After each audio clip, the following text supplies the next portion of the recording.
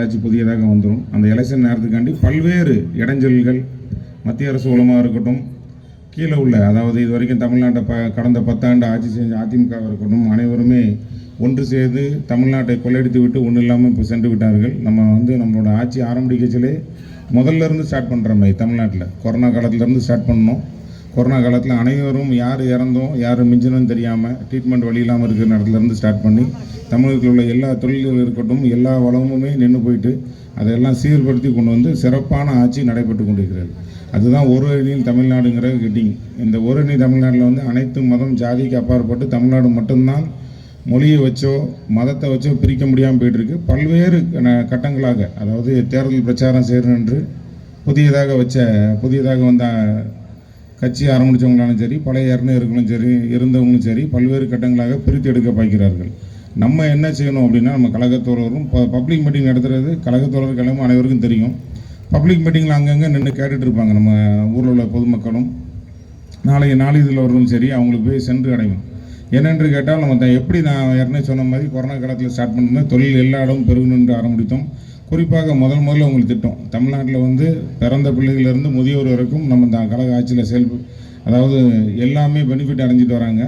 அதில் ஒரு கட்டங்கள் பெருசாக பேசப்படுவது மகளிர் உரிமைத்துறை இருக்கட்டும், 1000 ரூபாய் இன்னும் விடுபட்டவங்களுக்கு வருது. ஆகஸ்ட் மாதத்துக்குள்ளே வரும், நம்ம முதலமைச்சர் சொல்லியிருக்காரு, அது வந்துடும். அதனை தொடர்ந்து விடியல் பயணமாக இருக்கட்டும், முதல் பட்டதாரியாக படிக்கிறவங்களுக்கு இருக்கட்டும், கல்லூரியில் படிக்கிறவங்களுக்கு உதவித்தொகையாக இருக்கட்டும், அப்படி எந்தெந்த இடத்துல எந்தெந்த தொழிற்சாலை வேணும். நம்ம தமிழ்நாடு நிலவில் உங்களுக்கு நல்லா தெரியும், மழை பெய்கிற இடத்துல மழை பெய்யுது, அதுக்குள்ளே பணிகள் செய்கிறாங்க, எல்லாம் செழிப்பாக இருக்குது. நம்ம தூத்துக்குடி மாவட்டத்தை எடுத்துக்கிட்டாலும் மிக சிறப்பாக, ஒரு உதாரணத்துக்கு பார்த்திங்கன்னா, ஏற்கனவே எழுத்தாளர் நிறைந்த பகுதி, சுதந்திர போராட்ட வீரர் இருந்திருக்காங்க, தொழிலாளர் நிறைந்த பகுதி. தூத்துக்குடியில் உள்ள தொழிலாளர்கள் பார்த்திங்கன்னா இந்தியா முழுவதும் இருப்பாங்க, உலகம் முழுவதும் இருப்பாங்க. பல்வேறு கட்டங்களாக எல்லா அரசியலும் தெரிஞ்சவர்கள் தான் நம்ம பகுதியை சார்ந்தவங்க.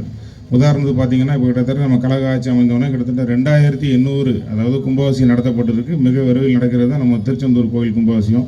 அதனை தொடர்த்துக்கலாம் திருச்செந்தூர் இருக்குது, மணப்பாடு இருக்குது, இங்கே காமநாயகிப்பட்டி இருக்குது, சிறுகுண்டத்தை சுற்றி நிறைய கோயில்கள் இருக்குது. எல்லா செல்வமும் இருந்திருக்கு. இதே மாதிரி தமிழ்நாட்டில் எல்லா இடமும் வரணுங்கிறதுக்காண்டி தான் எல்லா இடமும் கும்பாபிஷேகம் நம்ம முதலமைச்சர் உத்தரவுக்கு மேல் நடைபெறுகிறது. தொழில் தூத்துக்குடியில் மட்டும்தான் தொழில் பண்ண முடியுமா? முன்னாடி நான் சொல்கிற ஒரு 30-40 வருஷத்துக்கு முன்னாடி பார்த்தீங்கன்னா, இங்கே நிறைய பேர் ராமநாதபுரத்தில் தொழிலுக்காண்டி வந்திருப்பாங்க. அதாவது அங்கேருந்து இங்கே இருந்திருப்பாங்க. இங்கே இருக்கிறவங்களுக்கு தெரியும், முத்தியாவூர் சரௌண்டிங் அப்படி தான் உருவாச்சு. பல்வேறு கட்டங்களாங்க. அப்படி இருக்கக்கூடாது. அந்தந்த ஏரியா பகுதியில் அனைவருக்குமே கல்வி கிடைச்சிக்கிட்டு இருக்குது, கல்வி படிச்சுக்கிட்டு இருக்காங்க. அந்தந்த பகுதியில் அவங்களுக்கு தொழிற்சாலை தொழிலதிபர் ஆகணுங்கிறதுக்காண்டி தான் எல்லாத்துக்கும் எல்லாங்கிற நோக்கத்தில் ராமநாதபுரத்துக்கு என்ன வேணும், சிவகங்கை என்ன வேணும், மதுரை என்ன வேணுங்கிறதுல தான் பல்வேறு கட்டங்களாக வருது. தூத்துக்குடி ஒரு தொழில் நகரமாக இருந்தாலும் இந்தியாவில் உள்ள பல்வேறு தொழிற்சாலைகளோ தொழிலதிபர்கள் இங்கே தொழில் பண்ணாலும் நம்மளுக்கு என்ன வேணும், நம்ம இளைஞர்கள் படித்துட்டு வேறு இடத்துல போய் வேலை பார்க்க முடியாதுன்னு தான் ஒரு வின்ஃபாஸ்ட் கார் தொழிற்சாலை அது மிக விரைவில் முதலமைச்சர் வருகைக்காண்டி திறக்க இருந்தாலும் பல்வேறு கட்டங்களாக அப்படி பார்த்தீங்கன்னா ஃபர்னிச்சர் பார்க்கு, சிப்காட் வளாகத்தில் நிறைய இண்டஸ்ட்ரியில் வருது. நம்ம இளைஞர்கள்லாம் பயன்படுத்திக்கலாம். இது ஏன் என்று கேட்டால், இந்த தேர்தல் நேரத்தில் நீங்கள் தான் ஒரு பேரும் ஒரு ஆள் ஒரு 100 ஓட்டு உருவாக்கலாம்.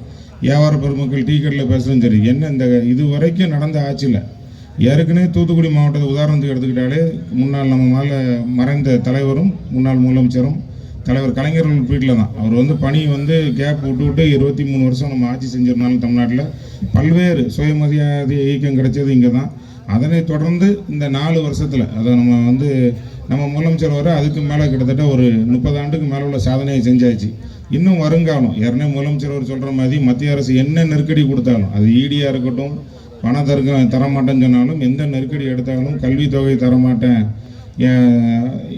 இருமொழி கல்வி தான் நம்மகிட்ட இருக்குது, முன்மொழி போகணும்னு சொன்னாலும் எதுக்கும் பயம் இல்லாமல் நம்மளோட தமிழ்நாட்டு மக்களை நம்பியும் நம்ம கழகத்தோடு நம்பி தான் செஞ்சுட்டு இருக்காரு. அதுக்கு நம்ம செய்ய வேண்டியது கரத்தை வலுப்படுத்த.